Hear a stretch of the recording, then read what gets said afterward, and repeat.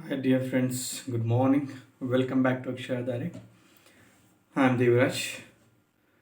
I hope you guys are doing great and learning great and earning great. Today is 30th August. Yes, we are in the end of this month, end of August month. So, due to some reasons, I'm not updating the videos regularly. So, I come up with very informative videos in the upcoming days. So, I really excuse like I really sorry for that and let's start today's paper reading. Before going to start today's paper reading, I would request you guys to please subscribe the channel, like and comment. If you like the video, please share with your friends. Even they also can utilize the opportunity from us, from Akshada team. Let's start today newspaper reading. So guys, let's start today's paper reading. I hope you guys following the Akshada for more videos related to health education and personal interviews. Let's start. The Hindu Cheese Bangalore edition.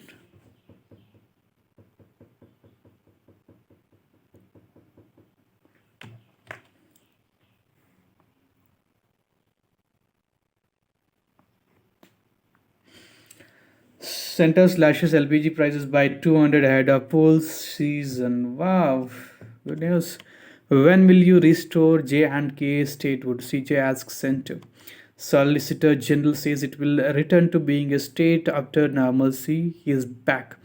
Agrees to make a positive statement on the question by tomorrow. Ladakh, however, will remain a UT. He adds. The government has to make a statement before us that the progression back to statehood will take place within a time, that this is not a union territory permanently. Rajasthan BJP yatras to be led by central leaders. Delhi teacher booked for communal slurs. Manipur House land seize session in 48 minutes.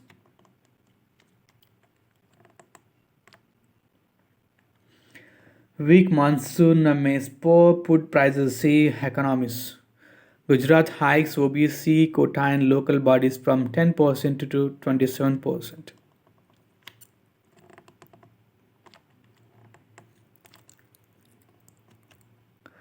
School teacher booked for hurling communal slurs at Muslim students. Delhi government constitutes an inquiry committee as parents demand removal of teacher. Guidance to be issued to all city schools to prevent such incidents, probing all angles, say police. G20 summit AAP BJP's pair over credit for beautifying city. LGVK section has ensured that Pragati Maidan tunnel in picture is flood proof. Rajini was statement. At 68.1 lakh on 6 lakh, Delhi Metro reports highest ever ridership. Nitish Katara case. SC to year convict Vikas Yadav's plea. Code 6 police response on Sajil Imam's bail plea. People trained to mimic langur sounds to be deployed to scare away monkeys. Never buy a second hand mobile phone without IMEI verification. Yes, of course, guys. Remember, while purchasing the mobile, you must have the bill copy. Men bogged into our college feel unsafe, say Mirinda House students. ED is an extortion department. Shut it down, Sanjay Singh.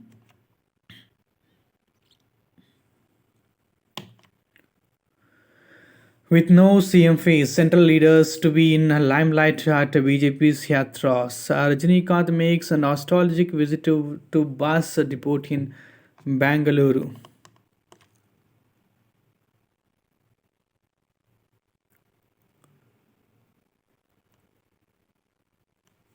Delhi HC seeks a center's response on plea by NGO over FCRA license. SC post Kejriwal plea for discharge after 4 weeks.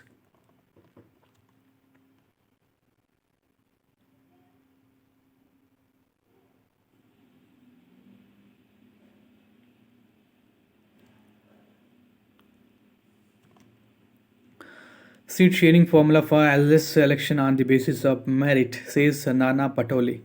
Maharashtra Congress has planned a grand felicitation function of Rahul Gandhi when he arrives in Mumbai this week for a meeting of the opposition India bloc, says State Congress chief.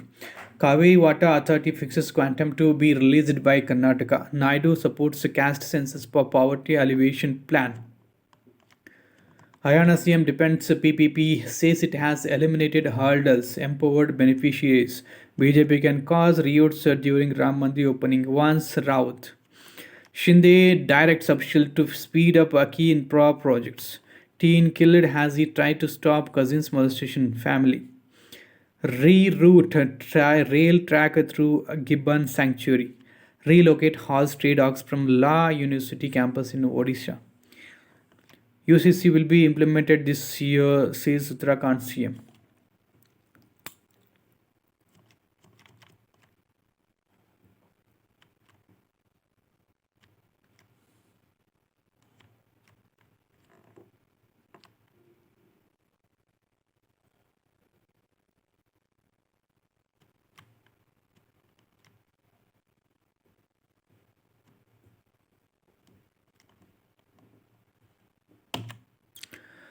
The Election Commission autonomy in the crashes. Anjari Kharju, teacher at the Department of Political Science, School of Social Sciences, University of Hyderabad. Let's start. Let's read this editorial page. Of late, the Election Commission of India has been a focal point of differences between the government and the judiciary. This time, the clash of opinions is over its appointment. The Supreme Court of India, in a judgment on March 2nd, directed that the Chief Election Commissioner and the election commissioners will be appointed by the President of India based on the advice of a committee made up of the Prime Minister, the leader of the opposition in Lok Sabha, or the leader of the single largest opposition party, and the Chief Justice of India. This judgment of the Constitution Bench was a major step towards broad basing of the ECI and enhancing its constitutional status. Article 324 of the Constitution contains a provision for such a law to be enacted by Parliament. The significance of this judgment also lies in the fact that this was an anonymous judgment of a five-judge bench. So far, the top officers of the ESA have been appointed by the President of India and the advice of the central government. However, the government of the day, in an unambiguous move, introduced a bill in the Rajya Sabha on August 10th, which, if passed, will overturn this verdict. The bill seeks to replace the Chief Justice of India from the High Powered Selection Committee, meaning the committee will be made up of the Prime Minister, leader of the opposition in the Lok Sabha member, and a Union Cabinet Minister to be nominated by the Prime Minister. The government, through this bill, has taken the Supreme Court head on, making it clear that it wants a greater weightage in the appointments of the top election officials, and thus a greater hold over the institution. Experience and research show that incumbent governments, especially those with authoritarian streaks, do not usually do away with democratic institutions but instead relentlessly work towards making them pliant. The institutional structures remain but are drained of the substance, and in this case, one is dealing with a matter of electoral winnability and a consolidation of state power, an issue that has seen much debate. The procedure of appointments of the CEC and the ECs has seen such a debate, has seen much debate in policy and political circles ever since the Constituent Assembly debates, and much has been written about it. A session during the Constituent Assembly debates was that the appointment of the CEC should be subject to confirmation by two-thirds majority in a joint session of both houses of parliament. Constituent Assembly debates, June 15, 1949. However, Parliament was entrusted with the charge of making appropriate laws on the matter. The V.M. Tarkunde committee appointed by Jayaprakash Narayan in 1975, the Dinesh Goswami Committee on Electoral Reform set up by the then Prime Minister V.P. Singh in the 1990s, and the Second Administrative Reforms Commission in its fourth report in 2009, among others, made recommendations that the appointments of members of the ECI should be more broad based than leaving this solely to the government and those advised the president made these appointments. In 2006, a suggestion was made by a former CUC BB Tandon to the former President of India APJ Abdul Kalam when both were in office that a seven-member committee headed by the Prime Minister should choose the ICEC and the other ECs. The committee should include the Lok Sabha Speaker, the leaders of the opposition in the Lok Sabha and the Rajya Sabha, the law minister, the deputy chairperson of the Rajya Sabha, and the judge of the Supreme Court are nominated by the CJI. The Bharatiya Janata Party had supported such a session and argued for a representative collegium which included the CJI to appoint the apex electoral officials. BJP General Secretary Arun Jaitley, in a press release on the CPI's suggested electoral reforms in 2006, had said any monitoring of election commission by government or their nominee will be destructive of the independence of election commission.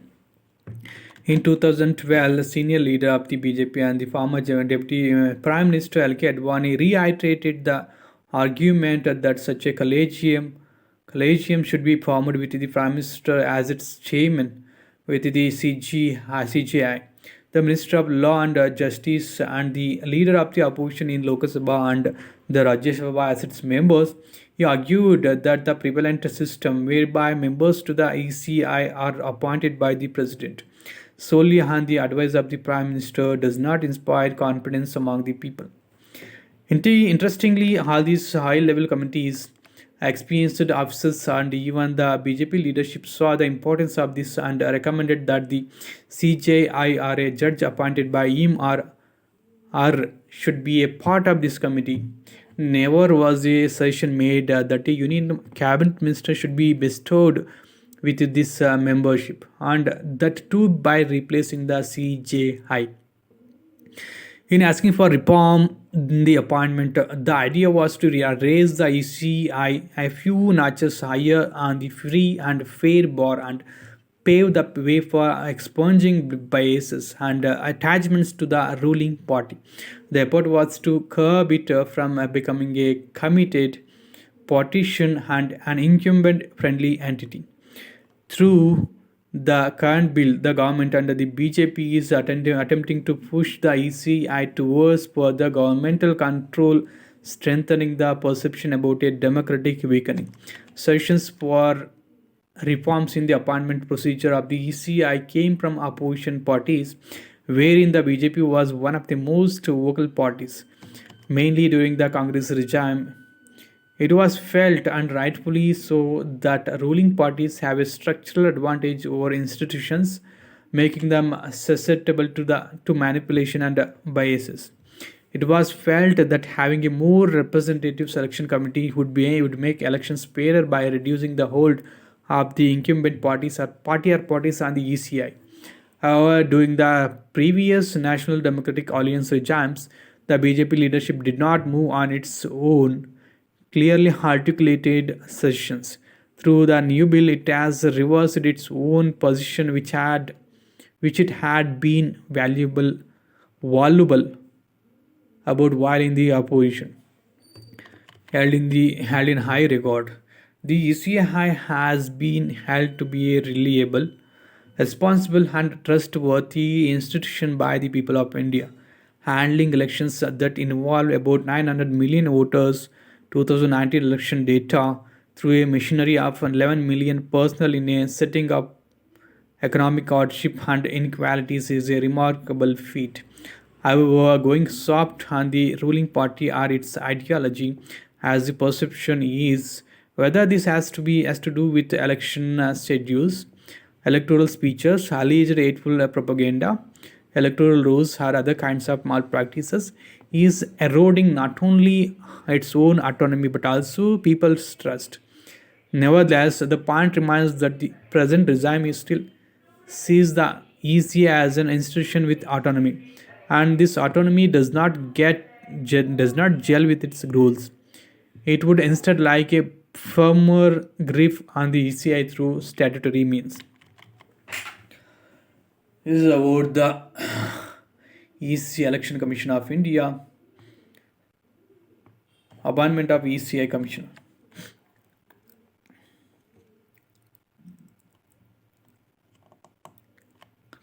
India and the idol of convincing the voter.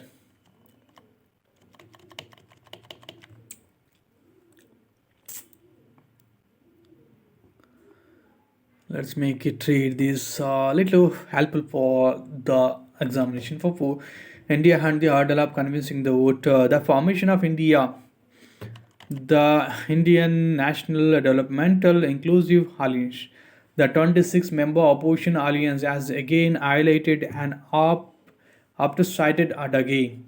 Elections and alliances are not only about arithmetic but chemistry too. Indeed, multiple elections in the past have shown that arithmetic alone is no guarantee of success. On paper, the India front appears to have arithmetic on its side, but its chemistry is questionable. Without getting its chemistry right, India would find it difficult to take on the might of the Bharatiya Janata Party's formidable election machinery that derives its strength from Narendra Modi's charisma and chemistry. Decoding the chemistry.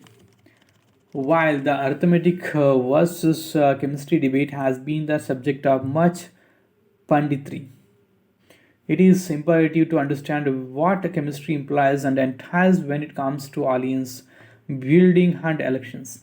In the case of alliances such as India, that are composed of diverse parties, there are two aspects of the chemistry of such alliances: chemistry between the alliance partners as well as the alliance appeal and perception among the voters. To get its chemistry right, India would have to work on both these aspects. India has many parties which are engaged in direct political contest or have a history of hostilities. Leaders of these parties merely poaching an alliance will not translate to electoral success, as long as it is accepted by cadres or core voters of the party. The chemistry between the alliance partners depends on the level of animosity between the supporters and voters of these parties, which is a product of their past rivalries. Higher animosity between two parties would mean poor chemistry between the parties, resulting in a lower vote transfer, as supporters of these parties would be reluctant to vote for former Fu Tanad Ali. For instance, one of the primary reasons for the failure and low vote transfer of the Samajwadi Party Bahujan Samaj Party alliance was the poor chemistry, a direct consequence of the higher level of animosity between the voters of these parties with a fraught history. The second aspect is the chemistry with the voters, which is determined by the alliance pitch to the voters and its perception among them. Over the years, the Narendra Modi's led BJP has deepened its chemistry with the voters through Mr. Modi's personal charisma and a slew of welfare measures, among the other things. To ensure good chemistry with the voters, India would have to successfully counter the BJP's accusations of it being a ragtag coalition of overly ambitious individuals and parties with the single point agenda of unseating Mr. Modi. What India must do: a joint, well coordinated, and sustained campaign against the ruling regime and its failures, where different parties and leaders of India speak in unison, would help the alliance in channelizing the grievance of their voters as well as the median voter to a specific action. Voting for the combined opposition, it would improve the chemistry between different parties in the alliance by overcoming the reluctance of voters leaning towards one of the opposition parties from voting up for an ideologically distant alliance party candidate.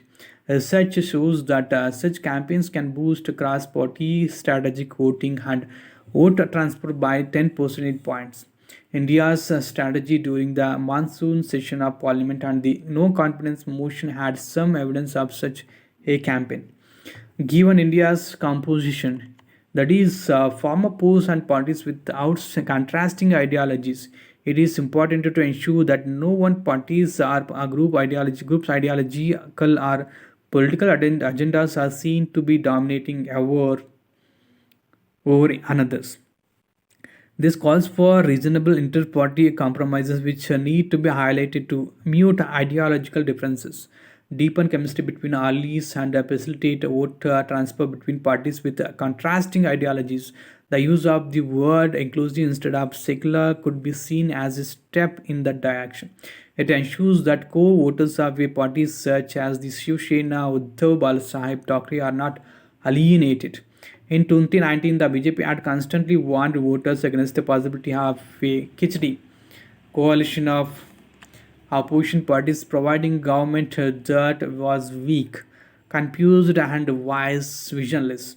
India's challenge is to avoid a redux of 2019 and put to rest similar anxieties of voters. It cannot afford to be seen as a hodgepodge coalition driven by sheer anti-Modism with no concrete alternative vision to offer to the electorate. Previous results, such as Indira Gandhi's re-election in 1971 and Mr. Modi's own re-election in 2019, have shown the limitations of negative campaigning. While India has repeatedly emphasized that it is much more than an anti Modi alliance and made saving democracy, one of its central pictures, the average Indian voter does not vote on such abstract issues and is more concerned by more tangible bread and butter issues. To counter criticisms of being merely an anti Modi alliance, and dispel doubts regarding its vision and governance capabilities, and to appeal to the average Indian voter by going behind the abstract questions related to democracy and constitutionalism. India needs to use the Karnataka template of guarantees at the national level. India has 11 incumbent chief ministers, including ministers who have been elected multiple times. Taking a cue from the Karnataka guarantees, India should come up with 11 guarantees derived from successful and popular schemes or initiatives from these 11 states. These guarantees that could target different sections of the electorate, such as women, the youth, and rural urban poor would have an air of credibility around them as they would be based on schemes that have been successfully implemented in states. A campaign revolving around these 11 guarantees would help India get its chemistry right with the voters by convincing them of its vision and governance for prowess and showing them that it has more to offer than sheer anti-Modism. In a way, India could do with these 11 promises what Mr. Modi did with his promises based on the Gujarat model in 2014. The significant difference being that instead of one single model for the entire nation, India would have multiple models to show for, reiterating and highlighting the spirit of federalism. One size does not suit all. Yes, of course. Let's go to the next page.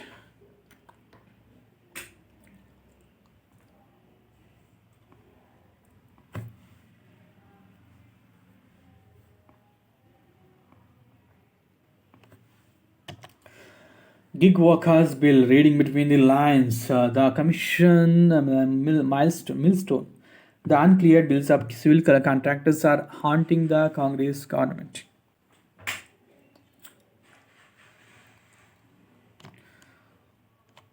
The cost of meals rose by 65% in 5 years, wages by just 37%.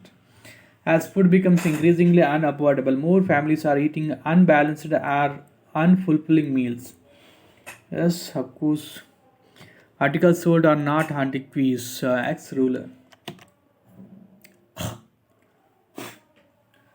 The eggs to be imported from India to Sri Lanka. 92.1 million eggs. Grant announced by government for technical textiles startups.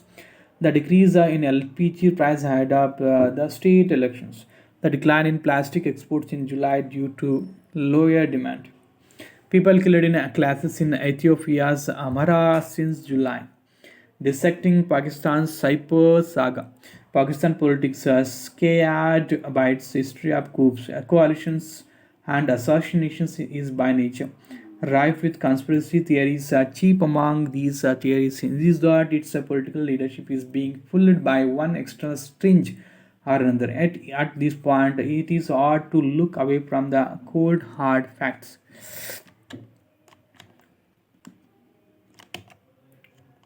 The Jammu and Kashmir bifurcation and interrogation without integrity.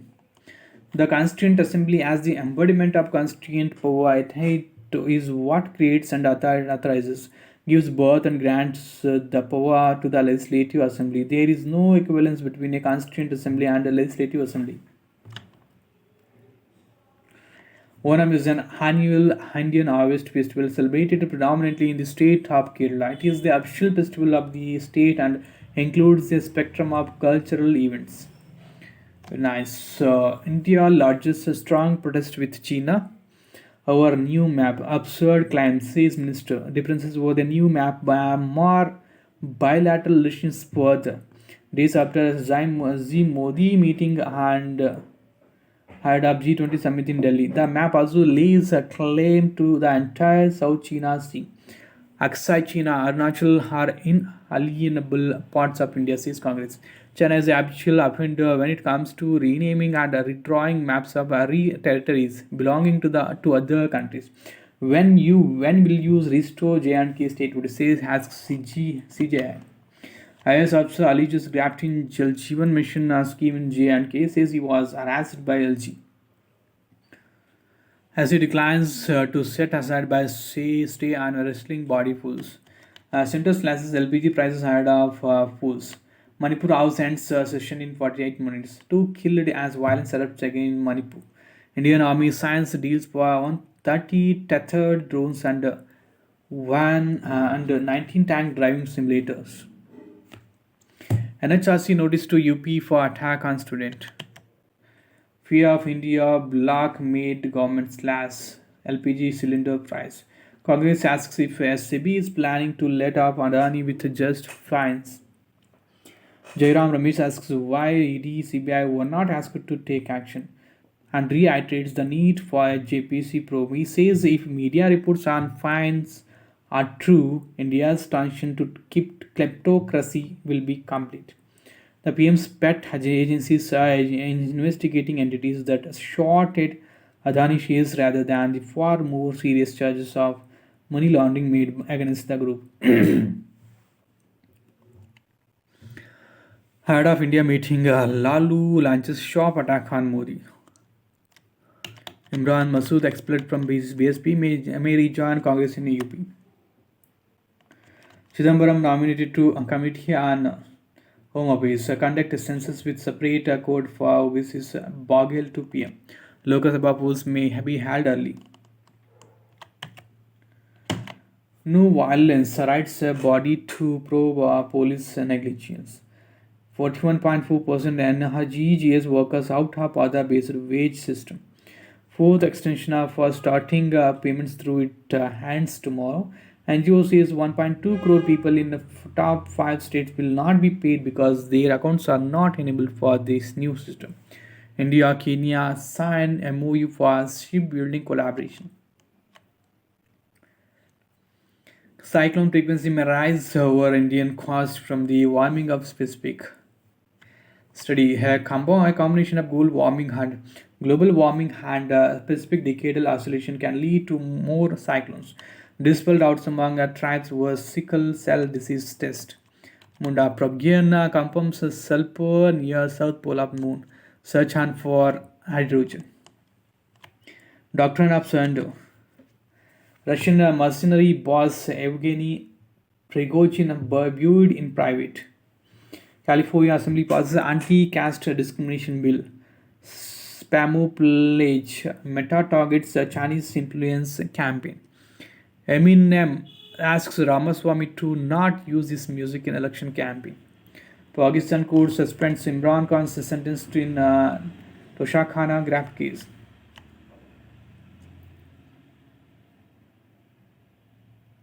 The former PM will, however, continue to remain in jail in a separate case. Khan was sentenced on charges of unlawfully selling state gifts acquired by him and his family during his tenure as premier. Sabaj slams Imran's sentence suspension, call it a dark chapter. Still, PM thanks Saudi Arabia after emergency landing. More than 1,000 schools are destroyed in Ukraine since war began, says UNICEF. It's too bad. US to send 250 million in military aid to Ukraine.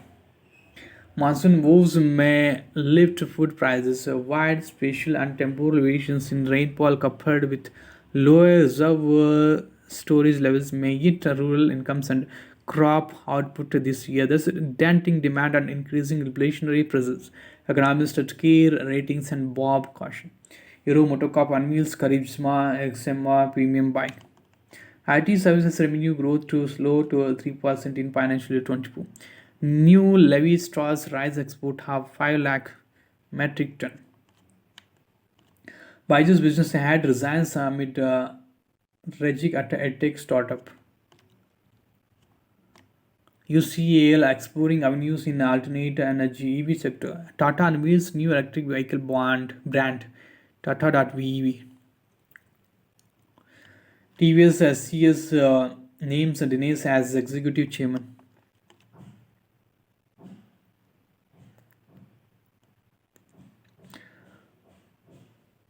Omran Healthcare.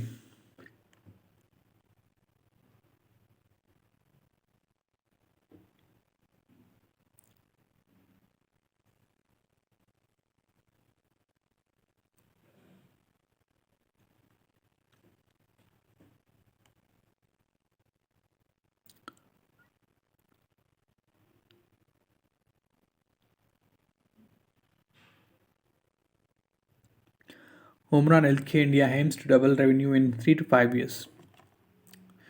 Babar wishes entire Asia Cup could have been held in Pakistan. Wanted to play competitively against Pakistan and India. Nepal skipper. We are focused on Nepal game and will not take it tightly, Babar. Billy Chian honored on 50th year of equal prize money for women. Rahul to miss group stage matches of the Asia Cup. When injuries happen, we try and rotate a few players.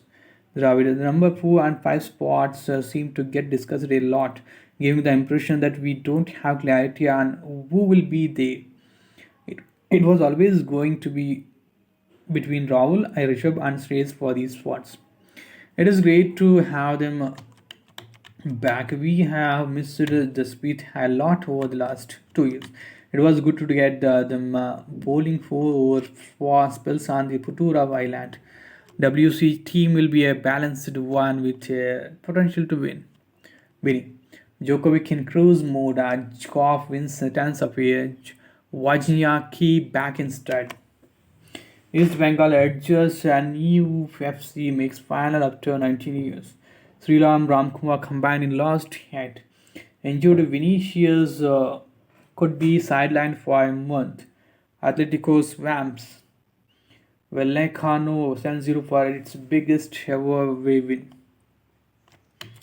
Taufik Weibo spin Bengal to victory and TNCA 11th enters semi-final despite loss. Indian Army in the semi-final race qualifiers. Samaira enters quarterfinals. Heroic tale of the Paul and Rise of Bull. The Dutch athlete chosen to run the final lap of the mixed 4 into 400 minute relay and expected to guide the team home fell and lost the baton under the race. She put the disappointment behind and bounced back to win the 400-meter Adults Gold when she was given the chance to ensure the women's 400-meter team. She took the team to the top of the podium with a remarkable burst.